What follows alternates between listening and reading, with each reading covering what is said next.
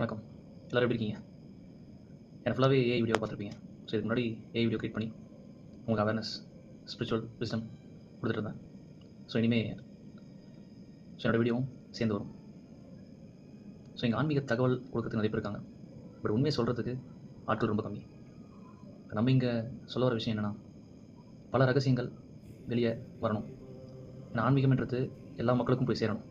கடைக்கோடி மக்கள்லேருந்து அனைவருக்கும் போய் சேரணுன்றது தான் பல ஆன்மீகவாதிகளோட விருப்பம்.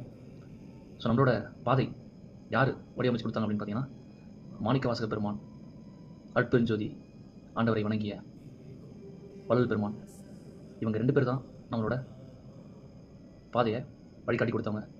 இவங்களோட பாதையில் போய் தான் நம்ம உண்மையை உணர்ந்து, அந்த சூட்சுமத்தை உணர்ந்து இறைவனோட பாதத்தில் சரணடைய போகிறோம். ஸோ இதில் நிறைய சங்கடங்கள் இருக்குது, நிறைய சேலஞ்சஸ் இருக்குது. என்னோடய வாழ்க்கை எடுத்துக்கிட்டீங்கன்னா நானும் உங்களை மாதிரி தான். இப்போ எல்லாமே ஒவ்வொரு வாட்டியும் அடிபட்டு கற்றுக்கிறது தான். ஸோ வாழ்க்கை அனுபவத்தில் எல்லாருக்குமே ஒரு கட்டத்தில் புரிய வைப்பாங்க. ஸோ எனக்கும் அப்படிப்பட்ட ஒரு அனுபவத்தில் ஒரு ஜஸ்ட் ஒரு ஃப்ளாஷ் மாதிரி ஒரு 5 டேஸில் எல்லாமே ஓப்பன் அப் ஆச்சு. இப்போ எங்கேருந்து எப்படி ஓப்பன் அப் ஆச்சுன்றது, அந்த சூழ்நிலையை உருவாக்குனது பார்த்திங்கன்னா, நம்மளை சுற்றி இருக்க இந்த பிரபஞ்சமும் நம்மளை சுற்றி இருக்க இந்த பஞ்சபூதங்களும் தான். ஸோ நிலம், நீர், நெருப்பு, காற்று, ஆகாயம், இந்த 5 தான் நம்ம வாழ்க்கையை டிசைட் பண்ணுது. இந்த 5க்கு பின்னாடி இருக்கக்கூடிய இயக்க சக்தி தான் அந்த அருட்பெருஞ்சோதி. ஒரு big light, it's bright light அப்படி கூட சொல்லலாம். ஸோ ஒரு பெரிய வெளிச்சம், அந்த பெரிய வெளிச்சத்துலேருந்து வந்த சிறு ஒளி அல்லது சிறு வெளிச்சம் தான் நம்ம. அந்த பெரிய ஒளி நம்ம கூடவே எடுத்து நம்மளை இயக்கிட்டு இருக்கு. நீங்கள் நம்புறனாலும் அதுதான் உண்மை. நீங்கள் காலையில் எழுந்துக்கிறதுலேருந்து நீங்கள் வெளியில் போகிறது, வேலைக்கு போகிறது, சாப்பிட்றது, தண்ணி குடிக்கிறது, பல பிரச்சனைகள்லேருந்து உங்களை காப்பாற்றுறது, திரும்பி வீட்டுக்கு பத்திரமா கூட்டு வரதுலேருந்து எல்லா வேலையும் செய்கிறது அந்த அருட்பெருஞ்சோதி தான். அவங்க நம்மளை எப்படி கைட் பண்ணுறாங்கன்னா, நம்மளோட பாவ புண்ணிய கணக்குகள் படி நம்மளை கைட் பண்ணுறாங்க. இது பல ஜென்ம தொடர்பு அப்படின்னு சொல்கிறாங்க. பட் என்னோட அனுபவத்தில் நான் உணர்ந்தது ஒன்றும் இல்லை. ஆக்சுவலாக நீங்கள் எந்த அளவுக்கு பிற உயிர்களை மதிக்கிறீங்களோ, எந்த அளவுக்கு உங்களோட கோர், அதாவது நீங்கள் எவ்வளோ பெரிய கெட்டவனாக இருக்கலாம், ஆனால் உங்களோட கோரில் நீங்கள் நல்லவனாக இருந்தால், ஒரு செடி விதைக்கும் போது ஒரே மாதிரி தான் இருக்கும். அது வளர வளர நம்ம எப்படி பார்த்துக்கிறோமோ, ஸோ தண்ணி அதிகமாக ஊற்றினா நல்லா வளரும், தண்ணி அதிகமாக ஊற்றினா வாடும், வெயிலில் கஷ்டப்படும். அந்த மாதிரி பல சூழ்நிலையை கடந்து வரும்போது அதுக்கான பதில் கிடைக்கும். ஸோ என்னோடய கோரில் இறைவன் அமைக்கிற பாதையை தெரிஞ்சிக்கக்கூடிய வாய்ப்பு இயல்பாகவே அமைஞ்சது. ஸோ ஒன்றும் இல்லை, நான் சிம்பிளாக சொல்கிறேன், ரொம்ப இருக்க விரும்பல. என்னோடது அப்படின்ட்டு நீங்கள் எப்போலாம் நினைக்கிறீங்களோ அப்போலாம் உங்களுக்கு பெரிய பிரச்சனை காத்திருக்குன்னு அர்த்தம். ஸோ என்னோடது அப்படின்றது தான் ஆணவம், அகங்காரம் எல்லாமே அடங்கியிருக்கு. நீங்கள் எப்போ என்னோடதுன்னு நினைக்கிறீங்களோ கண்டிப்பாக உங்களை காப்பாற்றுறது யாருமே கிடையாது. உங்களோட ஆசைகள் எல்லாமே அந்த என்னோடதுன்றது தான் ஆரம்பிக்குது. இப்போ நீங்கள் எல்லாமே நீங்கள் முடிவு பண்ணிக்கலாம் கிடையாது. நீங்கள் எத்தனை வாட்டி மூச்சு இழுக்கணும், எத்தனை வாட்டி மூச்சு விடணும் நீங்கள் முடிவு பண்ணுறதில்ல. உங்களோட இதயம் எத்தனை தடவை துடிக்கணும் நீங்கள் முடிவு பண்ணுறதில்ல. இந்த முகம் தான் வேணும், இந்த குரல் தான் வேணும், இப்படி அழகாக இருக்கணும், எதுவுமே நீங்கள் முடிவு பண்ணுறதில்ல. வாழ்க்கை தர பயணங்களில் ஒவ்வொரு வாட்டியும் நீங்கள் ஏதாவது கற்றுக்கிட்டே ஆகணும். அது பிரபஞ்ச விதி. நீங்கள் கற்றுக்கலன்னா நீங்கள் கற்றுக்கிற வரைக்கும் உங்களுக்கு அடி கொடுத்துட்டே இருப்பாங்க. ஸோ ஒவ்வொருத்தருக்கும் ஒரு பர்பஸ் இருக்குது லைஃப்பில். அந்த பர்பஸ் தெரிஞ்சுக்கணுன்னா நீங்கள் உங்களை உணரணும். அதுக்கு நீங்கள் உள்முக தியானம் பண்ணணும். உள்முக தியானம்ன்றது சொல்லும்போது உங்களுக்கு ஒரு மாதிரி வித்தியாசமாக தெரியலாம். உள்முக தியானன்றது ஒன்றும் இல்லை. நீங்கள் முதல்ல கண்ணை மூடி அமைதியாக உட்காரணும். அமைதியாக உட்கார்ந்து உங்கள் மூச்சை கவனிக்கணும். உங்கள் மூச்சை கவனிக்கிற அந்த ப்ரொசீஜரில் உங்கள் மனம் நிற்காது. உங்கள் மனம் அலப்பாஞ்சிட்டு இருக்கும். பல எண்ணங்கள் வரும். நீங்கள் ஸ்கூலில் லவ் பண்ண பொண்ணு, நீங்கள் காலேஜில் அடி வாங்கினது, இந்த பல விஷயங்கள் உங்களுக்கு வந்து இதெல்லாம் உங்களோட ஆழ் மனதில் பதிஞ்சிருக்கும். அதாவது சப்கான்ஷியஸ் மைண்டில் பதிஞ்சிருக்கும். எல்லாமே வரும், கேரி வரும். பட் அது எல்லாத்தையும் விட்டுட்டு உங்கள் மூச்சை நீங்கள் கவனிக்கணும்.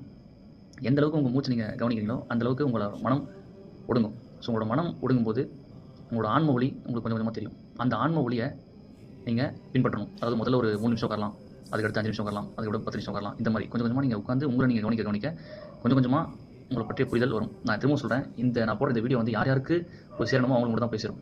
எல்லாருக்கும் போய் சேராது. ஏன்னா இது நீங்கள் இறைவனை அடையணும் அப்படின்றது உங்களோட கோரில் இருக்கணும். அதாவது உங்களோட பிரபஞ்ச விதியில் இருக்கணும்.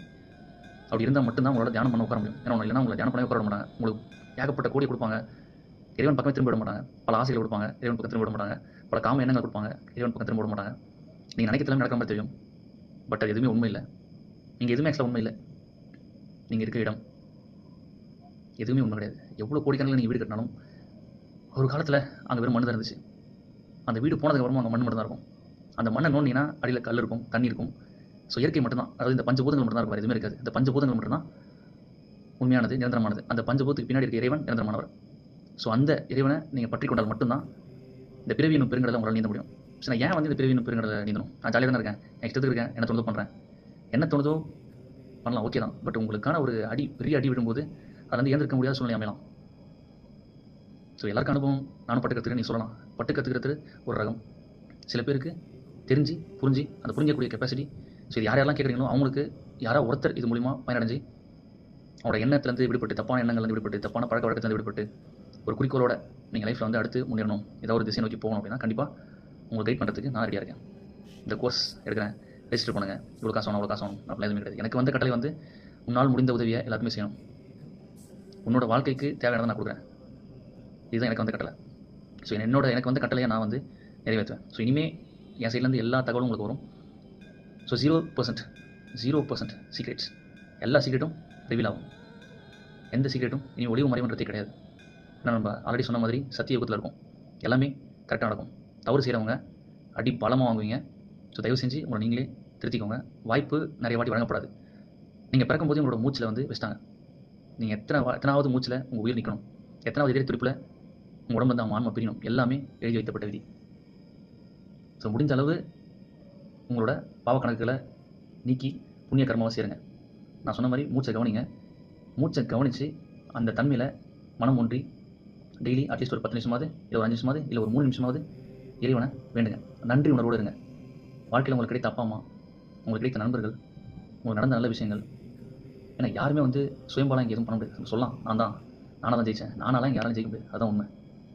உங்கள் அப்பாவோட சாக்ரிஃபைஸ், உங்கள் அம்மாவோட சாக்ரிஃபைஸ், உங்கள் டீச்சரோட சாக்ரிஃபைஸ், ஃபர்கிவ்னஸ், உங்கள் ஃப்ரெண்டோட ஃபர்கிவ்னஸ், எங்கேயோ யாரோ பாவம் நல்லா இருக்கட்டும் அப்படின்னு நினச்சதெல்லாம் மட்டும்தான் நீங்கள் இந்த இடத்துல இருக்கீங்க.